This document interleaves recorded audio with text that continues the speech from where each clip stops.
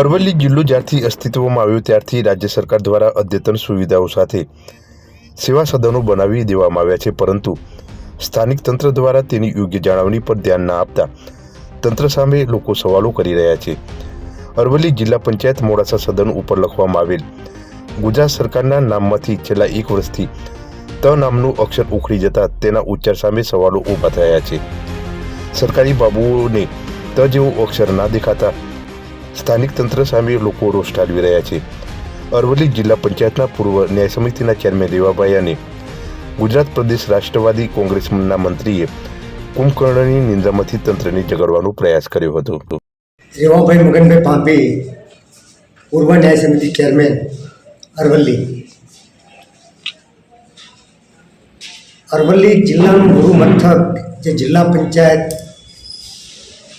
આવેલી છે, જિલ્લા પંચાયતના વડુ મથક ઉપર ગુજરાત સરકાર લખવાની જગ્યાએ ગુજ્જર સરકાર વંચાય છે.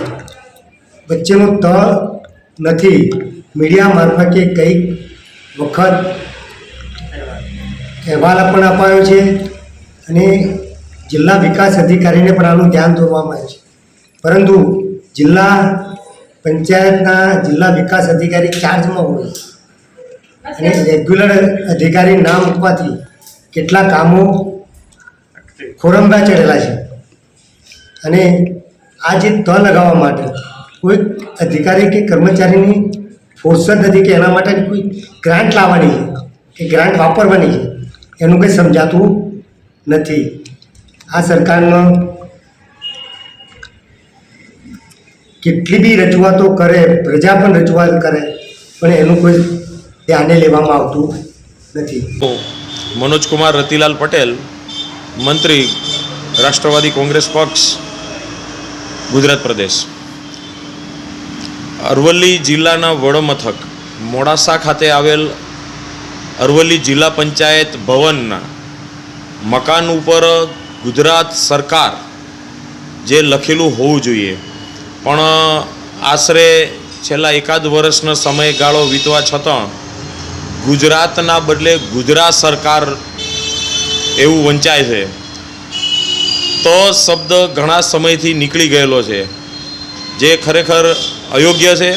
અને આ માટે ઇલેક્ટ્રોનિક મીડિયા અને અખબારો દ્વારા વારંવાર આ વિશે ટકોર કરવામાં આવે છે, પણ ઘોર નિંદ્રામાં હોય અધિકારીઓ એવું લાગી રહ્યું છે. અને આ ગુજરાત સરકાર એ માત્ર અરવલ્લી જિલ્લા નહીં પણ સમગ્ર ગુજરાતીઓનું અપમાનજનક લાગી રહ્યું છે. તો આ માટે ઘટતું કરી અને સત્વરે તો લગાવી અને ગુજરાત સરકાર એવું સંપૂર્ણ વંચાય તેવું કામ કરવું જોઈએ.